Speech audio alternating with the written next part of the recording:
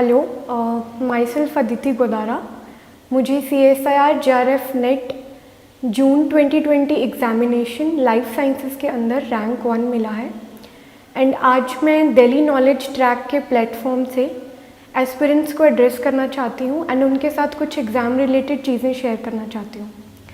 जैसे कि सबसे पहले 2020 ईयर खुद बहुत ज़्यादा अनसर्टेनिटीज़ के साथ आया। जैसे कि एग्ज़ाम प्लान था जून 2020 के लिए, जो कि finally due to Covid then November 2020 में एग्ज़ाम हुआ। तो उसके साथ बहुत सारी चीज़ें आई। There was a period of uncertainty, बहुत ज़्यादा पेशेंस चाहिए था, क्योंकि बीच में एक टाइम ऐसा भी था जब हमारे पास डेट भी नहीं था एग्ज़ाम का final and still we had to revise our syllabus. तो वो बट कहीं ना कहीं उस जो टाइम पीरियड जो इंक्रीज़ हुआ कोविड की वजह से, उसकी बहुत सारी एडवांटेजेस भी हमें मिली। जैसे कि सबसे पहले हम बहुत ज़्यादा बार चीज़ों को रिवाइज़ कर पाए, बहुत ज़्यादा क्वेश्चन प्रैक्टिस हम लोग कर पाए। एंड कोविड टाइम की वजह से जितना ज़्यादा एग्ज़ाम पोस्टपोन हुआ था, उसका एक एडवांटेज ये भी था कि हम लोग बहुत ज़्यादा रेफरेंस बुक्स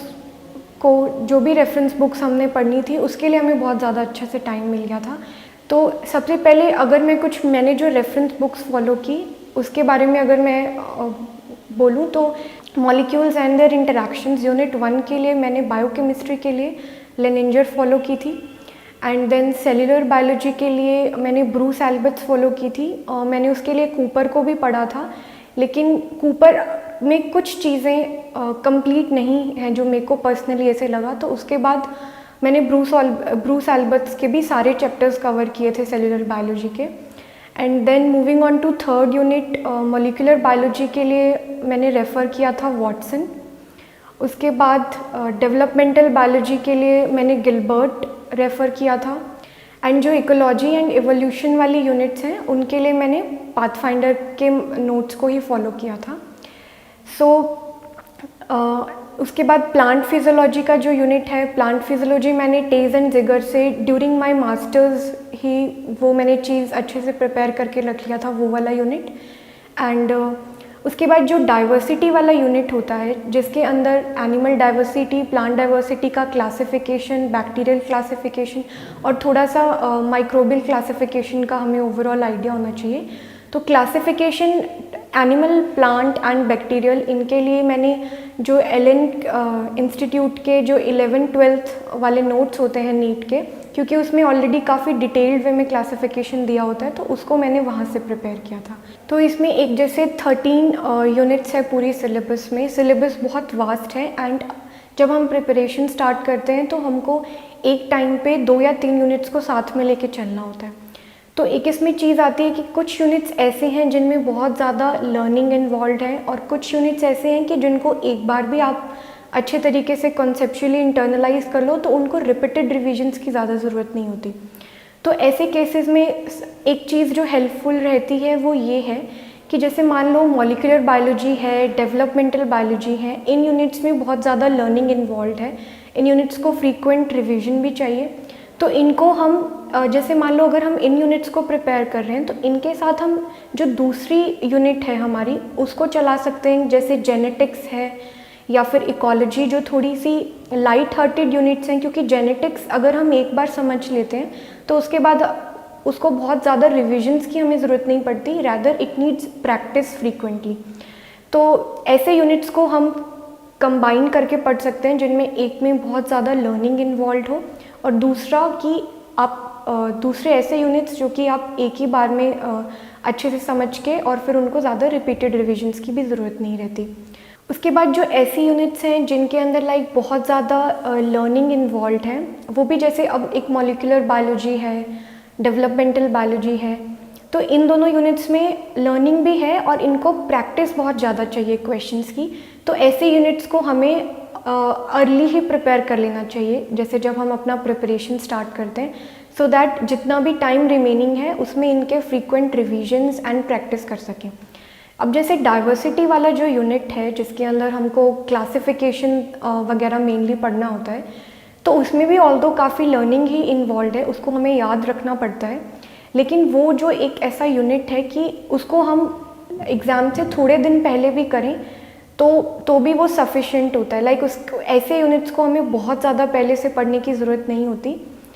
उसके बाद एक जो इम्पॉर्टेंट चीज़ आती है कि क्योंकि 13 यूनिट्स हैं और हर यूनिट में काफ़ी सिलेबस है, काफ़ी सब टॉपिक्स हैं, तो ऑल 13 यूनिट्स करने की भी लाइक नीड नहीं होती है, क्योंकि हमारे क्वेश्चन पेपर में भी हमें हर पार्ट में चॉइसेस मिलती हैं। तो जितना करना है, जितने भी यूनिट्स प्रिपेयर करने हैं, उनमें हमें अपना 100% देना है। उनको सबको टॉपिक्स को हमें डेप्थ में जो है देखना पड़ता है, क्योंकि अगर हम उनको सुपरफिशियली स्टडी करेंगे तो हमें पार्ट सी में प्रॉब्लम होगा, क्योंकि पार्ट सी क्वेश्चंस को सॉल्व करने के लिए, जो कि मेनली आपका साइंटिफिक टेम्परामेंट या रिसर्च एप्टीट्यूड टेस्ट करते हैं, उनके लिए हमें हर टॉपिक का एक स्ट्रॉन्ग बैकग्राउंड होना बहुत ज़रूरी है। सो एक हो सकता है कि हम सारी यूनिट्स करें पर कुछ पोर्शंस छोड़ें, कुछ ठीक से ना करें। एक होता है कि जैसे हम 10 to 11 यूनिट्स प्रिपेयर करें पर उनके सारे सब टॉपिक्स को हम 100% जितना डीप उनमें जाना चाहिए अगर उतना जाके प्रिपेयर करें तो वो ज़्यादा हेल्पफुल रहता है हमें एग्ज़ाम के अंदर। कमिंग ऑन टू नेक्स्ट, जैसे जब हमने बोला कि सारा भी 100% सिलेबस प्रिपेयर करना ज़रूरी नहीं होता है, एक चीज़ इम्पॉर्टेंट आती है कि जब भी हम कुछ सब टॉपिक्स या किसी यूनिट के कुछ टॉपिक्स को लीव करने का सोचते हैं तो उसके लिए कुछ चीज़ें बहुत ज़रूरी होती है, क्योंकि देर आर सम टॉपिक्स जो हम बिल्कुल नहीं छोड़ सकते। जैसे सेल्यूलर ऑर्गेनाइजेशन, सेल बायोलॉजी में हमें बहुत ज़्यादा थॉरली चीज़ें कवर करनी पड़ती हैं, क्योंकि अगर हम जैसे सेल सिग्नलिंग का अगर हमारा बेस स्ट्रॉन्ग है तो हमको वो कैंसर बायोलॉजी समझने में हेल्प करता है और डेवलपमेंटल बायोलॉजी में भी हमें वो ही हेल्प करता है। तो क्योंकि अगर हम ये सोचें कि हम सेल सिग्नलिंग छोड़ दें बट हाँ हम कैंसर बायोलॉजी पढ़ लेंगे, डेवलपमेंटल बायोलॉजी पढ़ लेंगे, तो ये चीज़ें एक साथ ऐसे नहीं हो सकता। तो जैसे सेल सिग्नलिंग है उसको हम बिल्कुल स्किप नहीं कर सकते अगर हमें माइंड में है हमारे कि हमको डेवलपमेंटल बायोलॉजी का यूनिट प्रिपेयर करना है या हमको अपना कैंसर बायोलॉजी का यूनिट प्रिपेयर करना है, तो उसके लिए हम सेल सिग्नलिंग को नहीं छोड़ सकते। तो ऐसी चीज़ों को हमें बहुत माइंड में रख के चलना पड़ेगा। And basic biochemistry, basic cellular biology, ये तो हमें अपनी प्रिपरेशन में सबसे पहले स्ट्रॉन्ग करके रखनी चाहिए, क्योंकि इनका इन्फॉर्मेशन आगे के टॉपिक्स समझने में हमें बहुत हेल्प करता है। उसके बाद कुछ प्रीकंसीव्ड चीज़ें होती है कि जैसे स्टूडेंट सोसाइटी में जो काफ़ी चलता रहता है कुछ कि सबसे पहले इस एग्ज़ाम से रिलेटेड एक आता है कि लाइक मेरा बैकग्राउंड बॉटनी से है, I have done my masters in botany from Punjab university Chandigarh. तो एक नोशन ये भी होता है कि बॉटनी के स्टूडेंट्स के लिए एग्ज़ाम वैसे ही ज़्यादा डिफ़िकल्ट हो जाता है, क्योंकि देखा जाए तो प्लांट साइंसेस का डेडिकेटेड यूनिट इसमें जो है एक होता है, बट ऐसा नहीं है। इस एग्ज़ाम के लिए we have to be prepared कि हम एक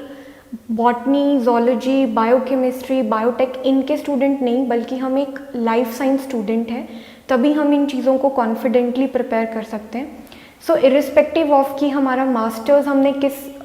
स्ट्रीम में किया है, हमको इस चीज़ का बहुत ध्यान में रखना पड़ेगा कि हमको अब होल टुगेदर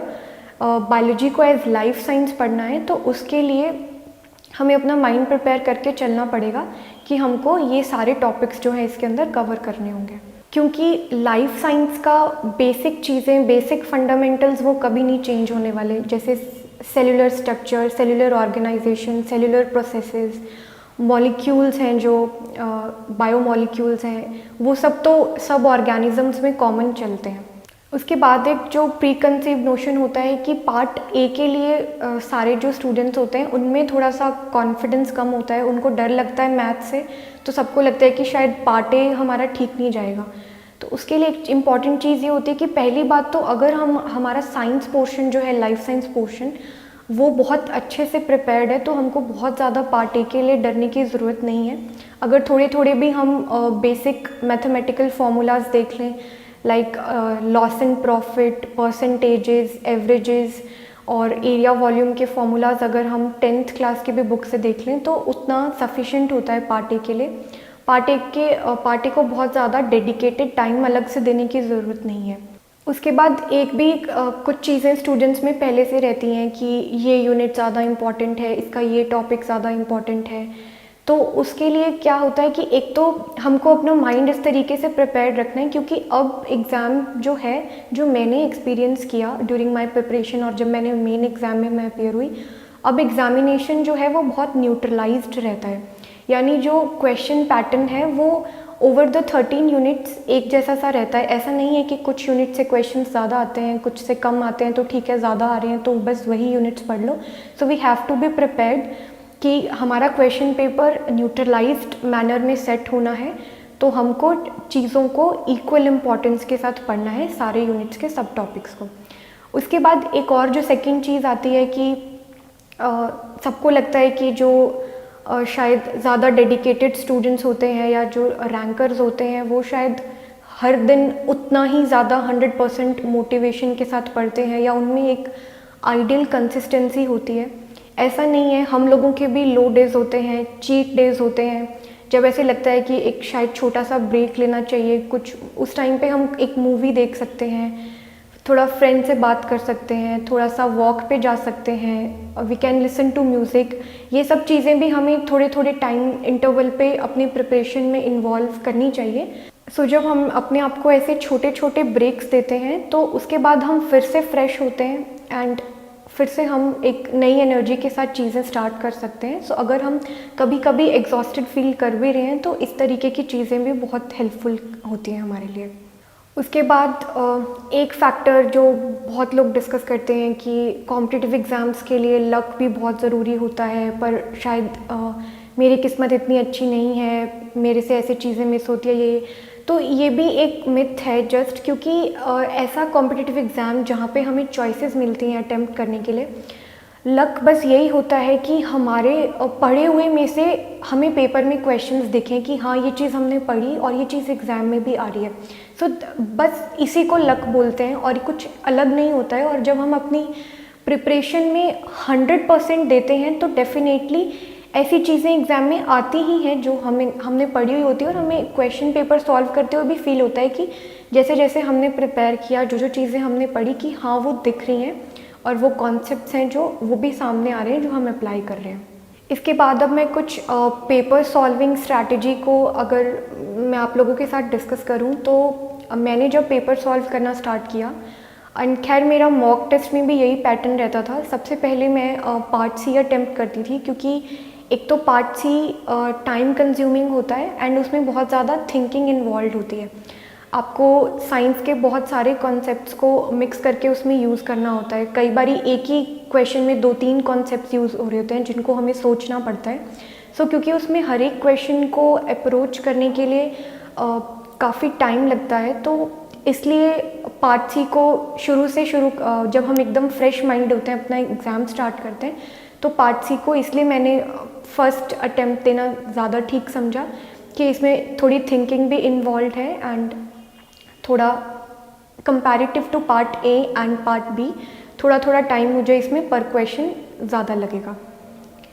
उसके बाद coming on to part B में थोड़ी ईदर और वाली सिचुएशन होती है, क्योंकि या तो पार्ट बी का क्वेश्चन आपको आता होगा या नहीं आता होगा। उसमें कुछ सोचना नहीं पड़ता है हमें ज़्यादा, क्योंकि वो डायरेक्ट क्वेश्चंस होते हैं। अगर हमने वो चीज़ पढ़ी है तो हम उसको सॉल्व करेंगे, और अगर नहीं तो नहीं। तो पार्ट बी कंपैरेटिवली बहुत कम टाइम लेता है, और उसमें जैसे हमें 50 में से 35 क्वेश्चंस करने होते हैं। तो पार्ट बी के लिए मैंने सोचा था कि पार्ट सी अटेम्प्ट करने के बाद, एंड पार्ट सी के लिए भी मैंने इनिशियली अपना सोचा था कि एक गो में मुझे इसको 1.25 घंटा देना है स्टार्टिंग में। एंड उसके बाद पार्ट बी बहुत जल्दी हो जाता है, क्योंकि डायरेक्ट क्वेश्चंस होते हैं, तो इसको हम 35 मिनट्स में अप्रॉक्सीमेटली पूरे 50 क्वेश्चंस को एक रीडिंग दे सकते हैं, और उसके बाद हम अपना मार्क करके भी रख सकते हैं जिनको हमें फाइनली आंसर करना होता है। उसके बाद coming on to part A, क्योंकि पर्सनली मेरा मैथ्स इतना स्ट्रॉन्ग नहीं था हमेशा से, तो पार्ट ए को मैंने लास्ट में अटेम्प्ट करना हमेशा ठीक समझा। एंड बाकी अगर आप मैथ्स में कॉन्फिडेंट हो या फिर आपने डिफरेंट एप्टीट्यूड के जो टॉपिक्स हैं उनको प्रैक्टिस किया हुआ अच्छे से, तो you can go first with part A. जैसे हम फ्रेश माइंडेड होते हैं, अगर आप उसमें कॉन्फिडेंट हो तो definitely you should go for part A first. Next चीज़ आती है, क्योंकि हमें तीनों ही पार्ट में चॉइसेस मिलती हैं। जैसे पार्ट ए में 20 में से any 15 we have to answer, part B में 50 में से 35 एंड पार्ट सी में out of 75 questions we have to answer only 25 questions. तो क्योंकि इसमें काफ़ी चॉइस मिलती है हमें, तो हमको अगर कुछ नहीं आता है इन बिटवीन, कुछ अगर ऐसे स्ट्रेचेस आ रहे हैं क्वेश्चंस के जैसे, तो उस टाइम पे हमको पैनिक नहीं होता। जैसे मैंने पर्सनली एक्सपीरियंस किया कि जब मैंने पार्ट सी स्टार्ट किया एग्ज़ाम में, तो उस टाइम पे कुछ कॉन्टिन्यूटी में कुछ 8 to 9 क्वेश्चंस थे पार्ट सी के, जो मुझे शुरू के, जिनको मुझे नहीं आइडिया लग रहा था कि मुझे इनको कैसे अप्रोच करना है। तो ऐसे टाइम पे स्टिल मैंने ये सोचा कि ठीक है, अभी भी देयर आर मेनी क्वेश्चंस और फिर मुझे उनमें से सिर्फ 25 करने हैं, तो हमारा पैनिक कंट्रोल करना हमें आना चाहिए। और वो डेफिनेटली उस सिचुएशन में इतना इजी तो नहीं होता है, पर अगर हम ये सोचें कि ठीक है, हर लेवल पे ये सोचते रहें कि ठीक है, देयर आर चॉइसेस, तो अगर कुछ बीच में नहीं भी आ रहा है, हमें कि नहीं आइडिया लग रहा कि इस क्वेश्चन को कैसे अप्रोच करना है, तो उस तरीके से भी हम अपने आप को थोड़ा सा मोटिवेटेड रख सकते हैं ड्यूरिंग द एग्ज़ाम। उसके बाद एक नेक्स्ट चीज़ आती है कि हमेशा क्वेश्चन पेपर में हमें ऐसे क्वेश्चंस नहीं मिलेंगे जिसमें कि ठीक है, हम आउट ऑफ द 4 एक करेक्ट ऑप्शन को पिक कर लेंगे। ऐसे भी टाइम्स होंगे जब हमको 4 ऑप्शंस में से शायद बेस्ट करेक्ट या मोस्ट करेक्ट ना मिले, पर हमको मोर करेक्ट पे भी जो है सेटल होना होगा। सो ये चीज़ हमेशा हमें ध्यान में रखनी है। और जब ऐसे क्वेश्चंस आ रहे हैं जहाँ पे हम डायरेक्टली ये नहीं फिगर आउट कर पा रहे कि which one is the most correct statement, तो उन सिचुएशंस में हमें एलिमिनेशन मेथड यूज़ करना चाहिए, जिसमें कि जो हमें लग रहा है कि नहीं यार ये तो बिल्कुल हो ही नहीं सकता, उस चीज़ की हाँ ठीक है ये नहीं होगा, तो ऐसे ऑप्शंस को हम अगर उस टाइम एलिमिनेट करते रहें तो फिर ये हेल्प कर देता है कई बार इनडायरेक्टली हमें राइट ऑप्शन तक पहुंचने में। सो ये एक इम्पॉर्टेंट चीज़ आती है और हमें थोड़ा कंट्रोल्ड वे में पेपर को सॉल्व करना चाहिए। नेगेटिव्स पे ध्यान देना चाहिए, क्योंकि एक नेगेटिव हमारे कई बार सिलेक्शन भी रुकवा सकता है और कई बार हमारे रैंक को भी 10 to 20 डाउन कर सकता है। तो उसके लिए एक तो जैसे जब अगर हमें लग रहा है कि हम कोई भी अगर मॉक टेस्ट में अपीयर हो रहे हैं या अगर हमें मेन एग्ज़ाम में अगर हमें लगता है कि थोड़ा सा भी अपनी पढ़ाई और प्रिपरेशन के अकॉर्डिंग कि शायद थोड़ा एग्ज़ाम ईजी है, तो इजी एग्ज़ाम में जो डिसाइडिंग फैक्टर हो जाता है वो ये होता है कि हम उस टाइम पे नेगेटिव्स कितना कर रहे हैं और कितने हम अपने आप को कितना कंट्रोल कर पा रहे हैं कि हमारा जो नेगेटिव है वो कम से कम हो। सो ये एक बहुत इंपॉर्टेंट चीज़ होती है कि हमें अपने नेगेटिव्स पे ध्यान देना चाहिए। और ये जो चीज़ है ये प्रैक्टिस से आएगी। ऐसा नहीं होगा कि हम बस पढ़े और फाइनल एग्ज़ाम में जाके अपीयर हो गए तो हम ये सोचें कि ठीक है मैंने तो बहुत अच्छी पढ़ाई करी है।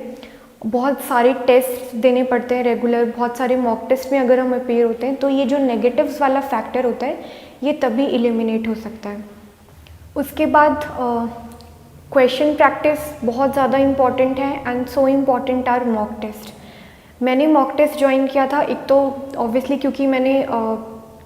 पाथफाइंडर के तो टेस्ट दिए ही थे, साथ में मैंने अनअकैडमी पे भी जो उनका फ्री टेस्ट सीरीज़ होता है वो ज्वाइन किया था। पर अनअकैडमी के फ्री टेस्ट सीरीज़ में एक जो ड्रॉबैक मैंने फील किया कि उनके बहुत सारे क्वेश्चन फ्रेमिंग में एरर्स थे, बहुत सारे आंसर्स भी उनके रॉन्ग थे। बट ठीक है, इतना उस लेवल का जब हम लोग फाइनल अपना प्रिपरेशन करते हैं, जब हम मॉक टेस्ट देते हैं तो ये चीज़ें हमें खुद से भी समझ में आने लग जाती है कि शायद इस क्वेश्चन के फ्रेमिंग में कुछ ना कुछ एरर है। तो इतनी चीज़ें एलिमिनेट हो जाती हैं। बट ठीक है, प्रैक्टिस के लिए क्योंकि वो एक एड ऑन था कि मैं ज़्यादा प्रैक्टिस करती थी उसकी वजह से, तो that's good to go for कि हम ऐसा कर सकते हैं। उसके बाद ऐसे कि जैसे जब भी हम कोई टॉपिक प्रिपेयर करते हैं तो डेफिनेटली नेक्स्ट चीज़ होती है कि उस टॉपिक को हम प्रैक्टिस कर, उसके क्वेश्चंस कितने प्रैक्टिस कर रहे हैं। तो क्वेश्चन प्रैक्टिस के लिए भी डेफिनेटली, क्योंकि हम अपने आप को उस टाइम पे नहीं रोक पाते, हम लोग देखते हैं कि ठीक है हम प्रीवियस ईयर के क्वेश्चन पेपर्स पे जाते हैं कि हम इनमें से क्या कुछ अब सॉल्व कर पा रहे हैं जब हम एक टॉपिक पढ़ लेते हैं। तो मैंने इसमें एक चीज़ करी थी कि मैंने कुछ पेपर्स प्रीवियस ईयर के, जैसे क्योंकि मैंने 2020 में मैं अपीयर हुई जून में, तो 2019 के जो दोनों पेपर थे, जून सेशन एंड जो दिसंबर सेशन था, उनके क्वेश्चंस मैंने कभी भी ड्यूरिंग माय प्रिपरेशन कभी नहीं देखे कि इन पेपर्स में क्या आया था।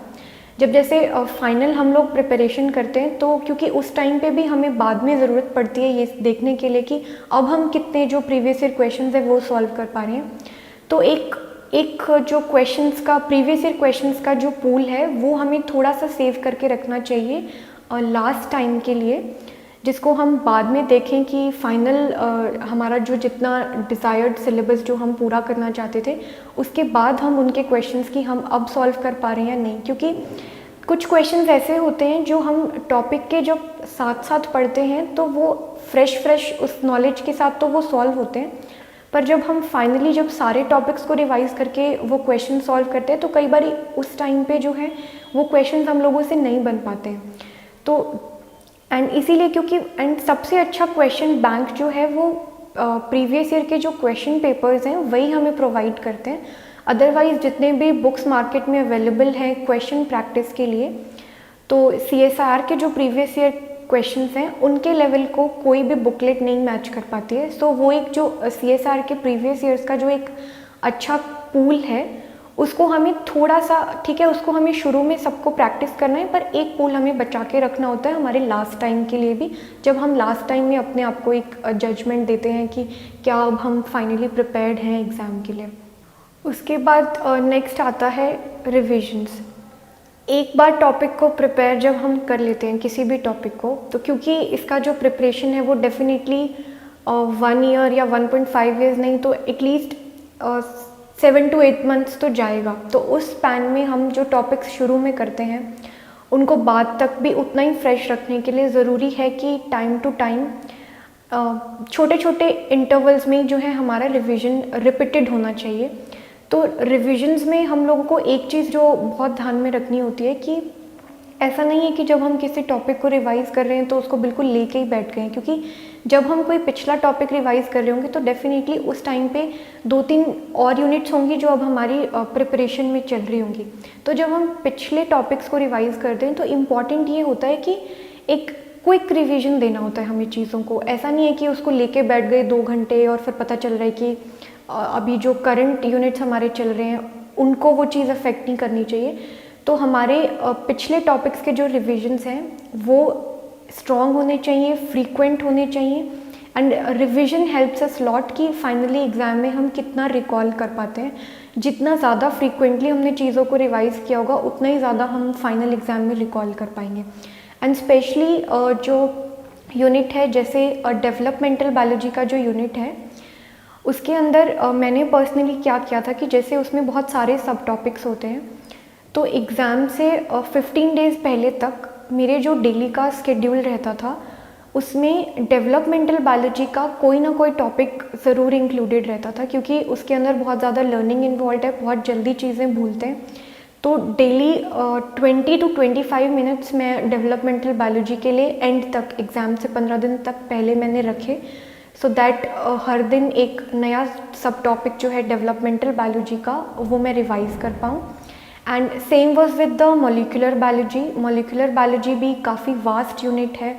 और उसके अंदर भी काफ़ी चीज़ें याद रखनी पड़ती हैं। इनिशिएशन फैक्टर्स हैं, इलोंगेशन फैक्टर्स हैं, तो ये चीज़ें कि कहाँ पे लाइक रेप्लिकेशन में कौन से फैक्टर्स कहाँ इन्वॉल्व हैं, ट्रांसक्रिप्शन में कौन से फैक्टर्स कहाँ इन्वॉल्व हैं, और ट्रांसलेशन के फैक्टर्स, और इन तीनों ही प्रोसेसेस के जो इनहिबिटर्स हैं, जो ड्रग्स हैं, वो याद रखने होते हैं। तो इसको भी सेम मैंने यही किया था कि मैं डेली एक जो टाइम है कि जैसे 25 to 30 मिनट्स मैंने मॉलिक्यूलर बायोलॉजी में भी डेली देना है, चाहे मैंने उसको प्रिपेयर करके रख लिया था शुरू में, तो उसके बाद भी जो है उसको मैं डेली रिवीजन देती थी एग्ज़ाम्स के 15 दिन पहले तक। तो ऐसा जब हम करते हैं ऐसे टॉपिक्स के साथ जिनमें बहुत ज़्यादा लर्निंग इन्वॉल्व होती है, तो लास्ट के जो 15 डेज़ होते हैं एग्ज़ाम के उस टाइम पे हम पैनिक नहीं होते कि यार अब क्या उठाएं रिवाइज़ करने के लिए, या अब कौन सा पहले देखें या कौन सा बाद में, इस तरीके की चीज़ें। एंड सेल्यूलर बायोलॉजी जो है वो हमें, क्योंकि हमारे प्रिपरेशन में उसको स्टार्टिंग में ही रखना चाहिए क्योंकि वो बेसिक्स है आगे और भी चीज़ों को समझने के लिए। तो सेल्यूलर बायोलॉजी भी एक बार अगर हम कॉन्सेप्चुअली क्लियर कर लेते हैं तो उसके बाद हमें उसमें बहुत रिपीटेड रिविजन्स की तो एटलीस्ट ज़रूरत नहीं पड़ती। एंड एक जो इम्पॉर्टेंट चीज़ इस पूरे कोर्स को प्रिपेयर करने में आती है कि हमको at least at the end of our preparation there are some 500 of proteins and genes के नाम जो हमें याद रखने होते हैं, उनका लोकेशन, उनका फंक्शन, तो उनके लिए भी हम लाइक कुछ जैसे मान लो एक यूनिट में कहाँ कहाँ कौन से प्रोटीन्स आए या कुछ इस तरीके से, उनके भी हम स्टिक नोट्स बना के रख सकते हैं या उनको कहीं हाईलाइटेड मैनर में रख सकते हैं। सो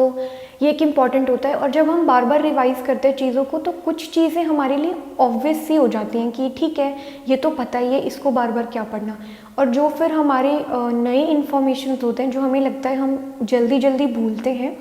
उनको हम हाईलाइट करके रख सकते हैं अपने नोटबुक्स में, जिनको हम जब नेक्स्ट राउंड ऑफ रिवीजन उस चीज़ को देते हैं तो फिर वही चीज़ हाईलाइट होती है जो हमें ज़्यादा भूलती है। और जो चीज़ें बार बार रिवीजन करके ऑब्वियस हो जाती हैं, उनको फिर हमें इतना ध्यान देने की भी ज़रूरत नहीं रहती। इससे हमारा रिवीजन में टाइम भी सेव होता है जब हम अपने थोड़े से ऐसे कंटेंट को हाईलाइट करके रखें नोट्स में जिनको ज़्यादा हम भूलते हैं या जिनके नाम ऐसे हैं जिनको याद रखने में डिफ़िकल्टी होती है। उसके बाद रही बात कंटेंट की, तो डेफिनेटली अच्छे कंटेंट के लिए हमें इन अच्छी रेफरेंस बुक्स को फॉलो करना चाहिए। एंड बाद में अगर हमें कुछ ऐसे टॉपिक्स हैं, जैसे मेरे लिए एनिमल फिजियोलॉजी था, तो क्योंकि वो मैंने अपने मास्टर्स या बैचलर्स में इतना नहीं पढ़ा था, क्योंकि मेरा बॉटनी बैकग्राउंड था, तो ऐसे टॉपिक्स को हम पाथफाइंडर पार्ट 1-2 से इजीली पढ़ सकते हैं, क्योंकि उसमें बहुत ही क्रिस्प मैनर में जो कंटेंट है वो प्रेजेंटेड होता है। सो ऐसे टॉपिक्स जिनमें हमें लग रहा है कि हमारा बैकग्राउंड स्ट्रॉन्ग नहीं है, ऐसे टॉपिक्स को हम स्किप भी कर सकते हैं, उनके लिए डेडिकेटेड रेफरेंस बुक्स पढ़ना। क्योंकि अब जैसे ब्रूस एल्बर्ट्स है तो वो लगभग कुछ 1500-1600 पेजेस की बुक है, तो बट क्योंकि वो सेलुलर बायोलॉजी है और वो हमारे बहुत सारे टॉपिक्स का बेसिक्स है, तो ऐसी चीज़ों के लिए हमें डेडिकेटेड बुक्स डेफिनेटली पढ़नी चाहिए, लाइक जेनेटिक्स, मॉलिक्यूलर बायोलॉजी। इनके लिए डायरेक्टली कुछ शॉर्ट बुक्स या शॉर्ट नोट्स को नहीं फॉलो करना चाहिए। एक उसके बाद जो नेक्स्ट चीज़ आती है कि हमारे प्रिपरेशन में जो स्कैटर्ड कंटेंट है यूट्यूब में कुछ वीडियोस के फॉर्म पे, वो हमें उसके साथ हमें केयरफुल रहना होता है। लाइक मैं किसी को क्रिटिसाइज़ नहीं कर रही, किसी भी ट्यूटर को या ऐसे, बट बात ये है कि क्योंकि वो कंटेंट अपने आप में कंप्लीट नहीं होता है, वो एक बहुत ही स्कैटर्ड मैनर में कंटेंट हमें मिलता है, तो हमें उन पे डिपेंडेंट नहीं होना चाहिए। कुछ कुछ जो है कभी कभी रेयरली कुछ अगर ऐसे टॉपिक्स हैं तो उनके लिए जहाँ हमें लग रहा है कि हमें समझने में डिफ़िकल्टी आ रही है, वहाँ पे हम ऐसा कुछ कर सकते हैं, पर ऐसा रेगुलरली या फिर ऐसा होना ही नहीं चाहिए पर्सनली मेरे हिसाब से कि हम स्कैटर्ड कंटेंट को प्रिपेयर कर रहे हैं इन फॉर्म ऑफ जो कुछ वीडियोज़ अवेलेबल होते हैं कहीं से। उसके बाद एक जो नेक्स्ट चीज़ आती है नोट्स मेकिंग। बहुत सारे स्टूडेंट्स का ये रहता है कि यार अगर तूने ये चीज़ इस बुक से पढ़ ली तो ठीक है, मुझे अपने नोट्स दे देना। सबसे पहले नोट मेकिंग जो होती है वो हम अपने कंफर्ट के हिसाब से करते हैं। हो सकता है मेरे किसी फ्रेंड ने जो जिस टॉपिक के नोट्स बनाए हैं उस टॉपिक में कुछ चीज़ें उसके लिए ऑब्वियस हों, पर मेरे लिए वो चीज़ें हो सकता है न्यू है, मेरे लिए अगर वो इन्फॉर्मेशन न्यू है, और अगर उसने, क्योंकि उसके लिए जो चीज़ें ऑब्वियस है वो शायद अपने नोट्स में वो मेंशन नहीं करेगा, पर मैं फिर उन चीज़ों को जो है स्किप कर दूँगी। तो इम्पॉर्टेंट होता है कि खुद के नोट्स प्रिपेयर करने चाहिए हमेशा, रैदर देन कि हम किसी के नोट्स पे डिपेंडेंट हैं कि यार ये मुझे दे देना, ये कंटेंट दे देना। अच्छी बुक से खुद नोट्स प्रिपेयर करने हैं हमें, और जो चीज़ें हमें लगता है कि ये तो ऑब्वियस है, अब जैसे किसी टॉपिक को प्रिपेयर कर लिया तो वो हम अपने छोटे नोट्स में जो है अगर नहीं भी डालते हैं तो उसकी कोई प्रॉब्लम नहीं होती, क्योंकि हमें एंड में वही नोट्स हैं जो हमें एंड में एग्ज़ाम से जस्ट पहले रिवीजन के लिए फॉलो करने होंगे। तो हमें अपने नोट्स को भी जो है क्रिस्प रखना होगा कि उनके अंदर मेन कंटेंट जो है वो हाईलाइटेड हो, रेदर देन कि लंबे सेंटेंसेस में हम चीज़ों को रख रहे हैं वहाँ पे। So this is all about some strategies and some tips जिन्होंने मुझे हेल्प किया, एंड शायद आप लोगों के लिए भी ये सब हेल्पफुल हो, जो ये कंटेंट मैंने यहाँ पे शेयर किया। And I wish you all the very best for your preparation. Thank you.